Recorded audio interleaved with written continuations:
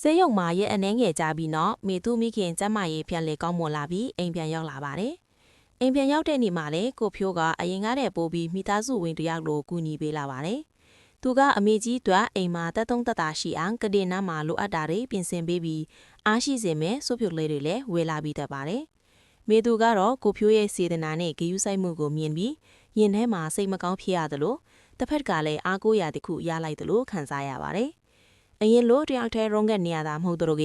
ကိုဖြိုးလိုလူတယောက်ကဘေးကနေကူညီပေးနေလေဆိုတဲ့အသည့်ကပဲသူမကိုတဖြည်းဖြည်းစိတ်သက်သာရစေပါတယ်။ညနေခင်းတစ်ခုမှာမေသူကအင်ကန်မှာအဝတ်စားပြီးခောက်နေတော့ကိုဖြိုးကအမေကြီးအတွက်ဆေးဝယ်ပြီးပြန်ရောက်လာပါတယ်။သူကဆေးဒီကိုမေသူကိုကမ်းပေးရင်အမေကြီးကအိပ်ပျော်နေတာလားမေသူလို့တိုးတိုးလေးမိပါတယ်။မေသူကခေါင်းငိမ်ပြပြီးဟုတ်တယ်ကိုဖြိုးအခုလေးတင်အိပ်ပျော်သွားတာလို့ပြန်ဖြေပါတယ်။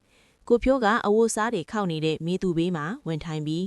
မေသူလည်းတော်တော်ပိန်သွားတယ်အစာမမှန်စားအောင်နော်အမေကြီးလည်းနေကောင်းသွားမှာပါလို့အေးချမ်းတဲ့လေးတန်းနဲ့ပြောပါတယ်။သူတို့နှစ်ယောက်စကားတွေပိုပြောဖြစ်လာပြီးကိုဖြိုးရဲ့အကြောင်းကိုလည်းမေသူပိုသိခွင့်ရလာပါတယ်။သူဘာကြောင့်နေကနေရန်ကုန်ကိုလာရတယ်လဲသူ့ရဲ့ရီမန်းချက်တွေကဘာလဲပြီးတော့အမိသားစုအကြောင်းတွေကိုပါကိုဖြိုးကဖွင့်ဟပြောပါတယ်။မေသူကလည်းသူမရဲ့အလို့အကောင်နဲ့မိခင်ပေါ်ထားတဲ့တန်ရောစင်အကြောင်းတွေကိုပြောပါတယ်။ဒီလိုနဲ့နှစ်ယောက်ကြားမှာနားလည်မှုတွေပိုးရှိလာပြီးမမျော်လင့်မဲ့တန်ရောစင်လေးတစ်ခုစတင်ပွင့်လာပါတယ်